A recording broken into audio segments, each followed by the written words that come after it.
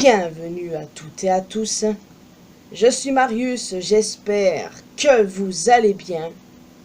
J'en avais déjà parlé dans ma review du film, mais vu que ça ne rentre pas dans la tête de certains, pas que sur YouTube, une petite remise au point s'impose. Le titre de la vidéo parle de lui-même et croyez-moi, je vais être très clair. Je ne vais pas y aller par 4 chemins.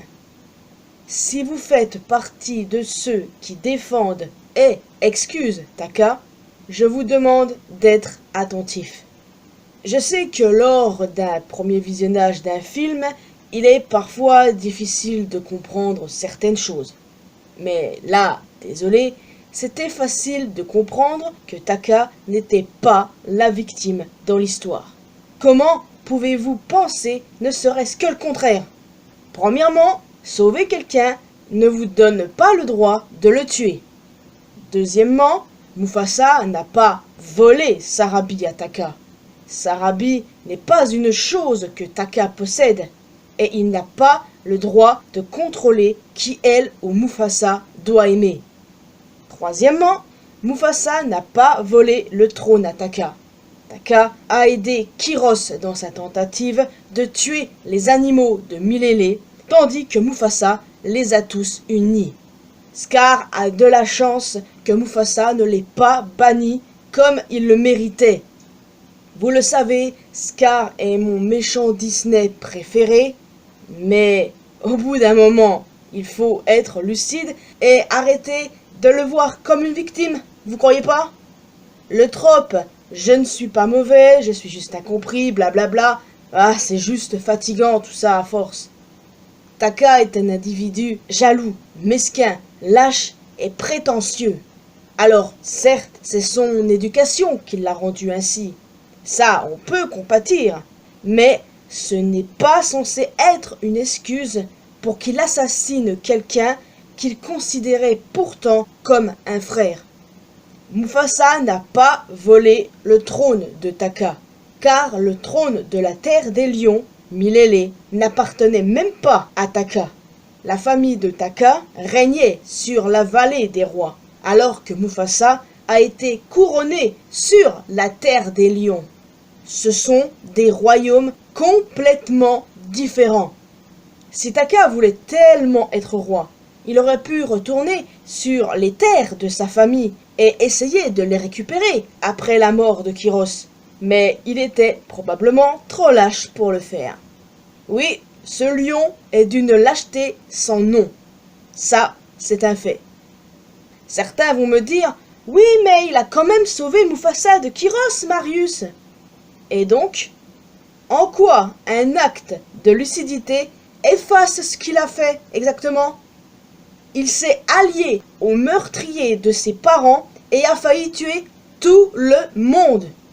Vous réalisez?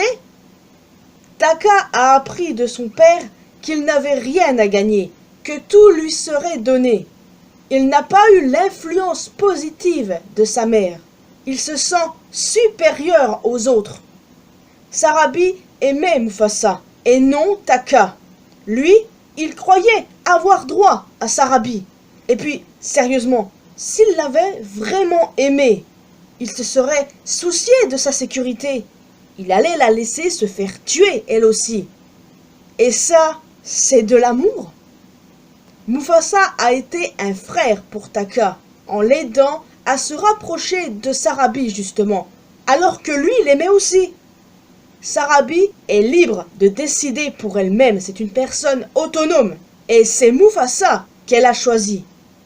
Oui, Taka avait tout à fait le droit de se sentir contrarié, mais sa réaction suite à ses émotions a fait de lui le méchant.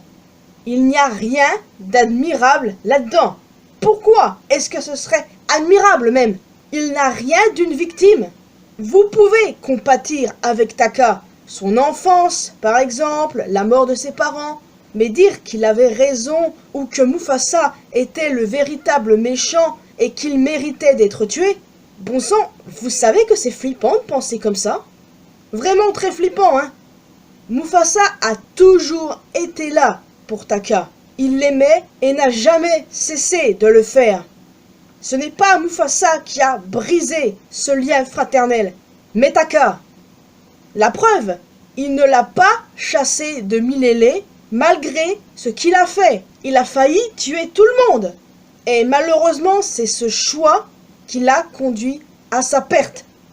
Ne pas l'exiler a été sa seule erreur, mais il l'aimait. Après avoir perdu ses propres parents, Mufasa s'est accroché à 2 personnes, Ishi et Taka. Donc, évidemment qu'il n'allait pas le chasser, et pourtant, après ce qu'il a fait, il le méritait.